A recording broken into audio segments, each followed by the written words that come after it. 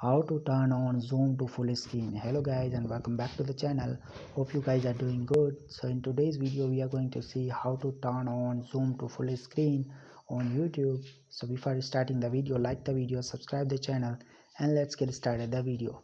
So before going to YouTube, just check is there any update available for YouTube, then simply update it to the latest version.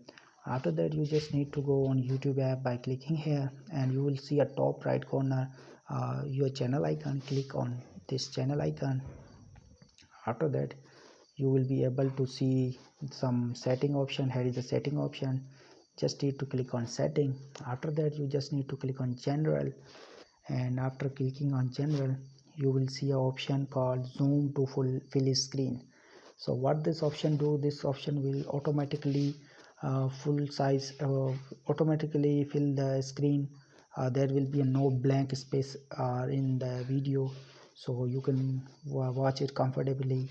So for that we use this type of feature. So by pressing it on, you will not be able to see any black or space on the video. So hope this video will help you to understand. If it does, like the video, subscribe the channel. We'll meet in next one. Till then, take care. Goodbye.